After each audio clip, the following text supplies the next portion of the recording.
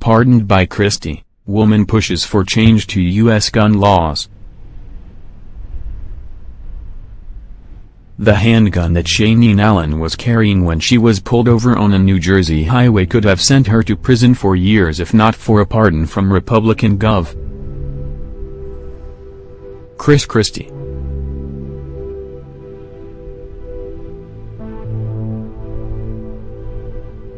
Now the legal saga that kept the Pennsylvania mother of two in jail for 48 days has helped inspire a measure that could change handgun laws across the country. Hopefully it'll be at the White House next to President Trump signing this bill, said Allen, who has become a face of the Republican effort to break down barriers to carrying concealed firearms between states. Republicans put their money where their mouth was.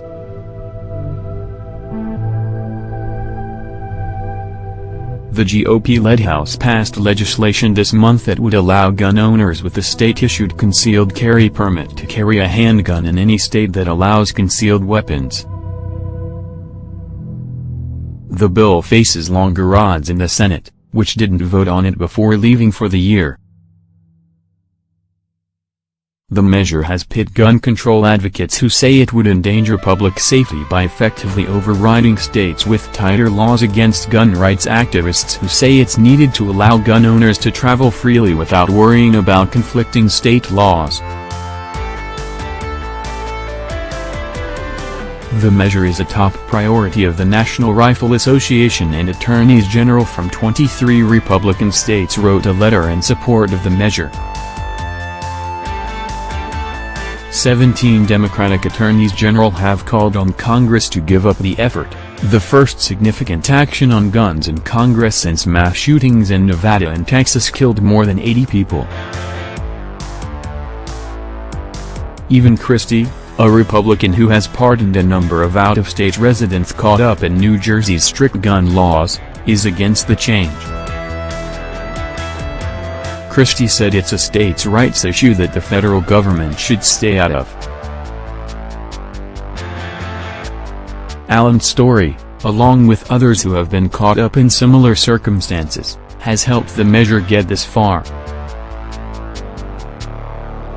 North Carolina Republican Rep.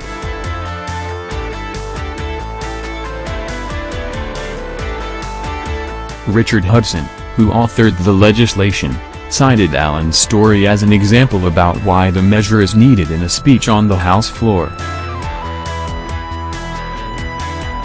Christie also pardoned Florida and North Carolina residents who face charges even though they legally possessed firearms in their home states.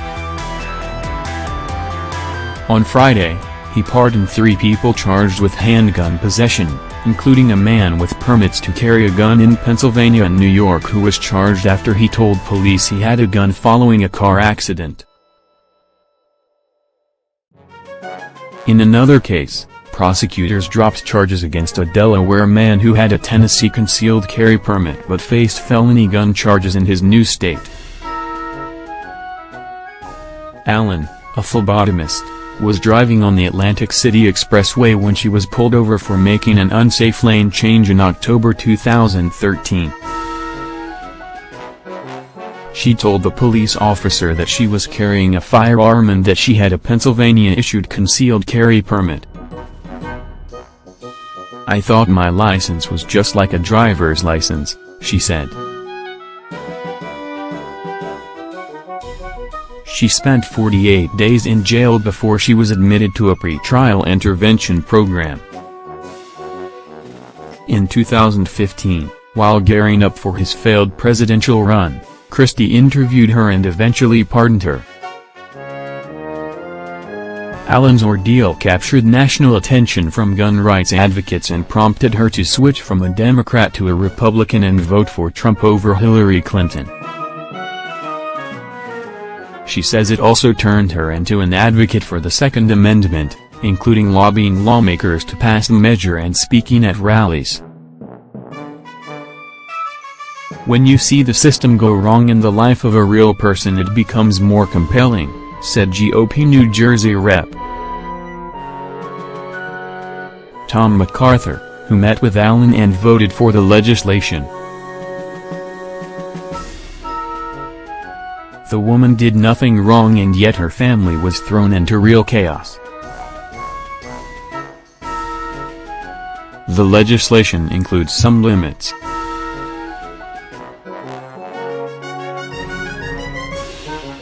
It does not allow those barred by federal law, including convicted felons, from carrying concealed firearms across state lines. The measure also requires gun carriers to carry photo identification and a valid carry permit. The measure also calls for strengthening the FBI database of prohibited gun buyers after the Air Force failed to report the criminal history of the gunman who killed more than 24 people at a Texas church. Democrats called adding that a cynical maneuver aimed at forcing them to cast an unpopular vote against background checks. Allen's response to opponents echoes those of the GOP lawmakers who backed the bill.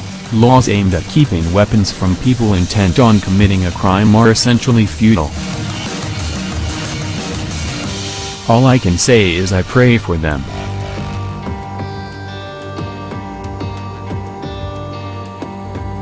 Crime is everywhere, she said.